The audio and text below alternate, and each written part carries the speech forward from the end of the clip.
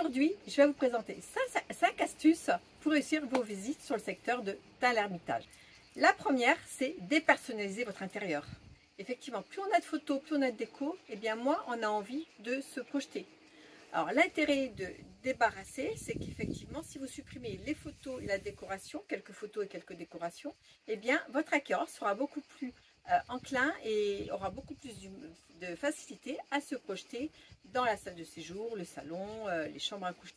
La seconde, qui est la conséquence aussi, c'est bien tout simplement ranger, faire le ménage pour que l'acquéreur ait cette notion de volume et d'espace autour de lui, et encore une fois qu'il puisse imaginer où placer un meuble, où placer son canapé, son lit. Ça sera beaucoup plus facile pour lui. La troisième, c'est définir un sens de visite, que ce soit le plus fluide possible et le plus simple pour lui. Voilà, donc commencez par l'entrée et puis en fonction de l'orientation de votre maison, de la disposition des pièces, imaginez un sens très facile de visite.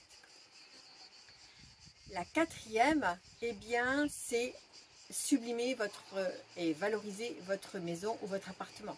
Si par exemple vous avez une maison, mettez en avant le jardin. Le jardin, en fonction de l'exposition du soleil, vous pourrez indiquer à vos acquéreurs où c'est plus agréable de déjeuner le matin ou de dîner le soir. Voilà, surtout en période de chaleur comme nous pouvons vivre aujourd'hui. Aussi, surtout, soyez transparent. Toujours donner les particularités de votre maison. Si par exemple vous êtes sur un assainissement individuel, une fosse septique par exemple, si elle n'est pas aux normes, c'est pas grave, dites-le leur. Si votre toiture a besoin d'être faite ou s'il y a une petite fuite, dites-leur aussi à vos acquéreurs. Pourquoi? Parce qu'au moment de la signature de l'acte de vente, vous aurez l'obligation de dire et de vous engager à avoir donné toutes les informations à vos acquéreurs. Et la cinquième, et pas des moindres, c'est tout simplement vérifier la capacité de financement de vos acquéreurs.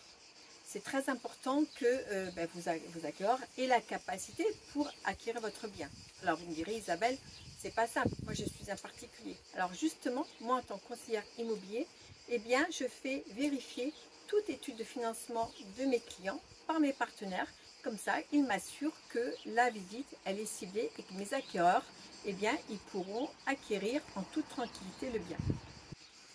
Et dernier détail, alors ça c'est ma petite spécialité, c'est que je m'assure toujours que le bien correspond véritablement au projet de vie de mes acquéreurs. Donc avant, quand ils me demandent une visite, on a à peu près une demi-heure d'entretien, d'échange, où vraiment je m'intéresse à leur cadre de vie, où ils vivent, s'ils ont un jardin ou pas, de façon à cibler, à m'assurer que la maison en question correspond vraiment à leur projet, maison ou appartement, bien sûr. Donc si vous souhaitez organiser une visite prochainement de votre bien, si vous souhaitez mettre en vente votre bien et vous ne savez pas comment organiser les visites, appelez-moi, je serai ravie de vous conseiller dans vos visites. Je vous souhaite une très belle fin de journée et je vous dis à bientôt.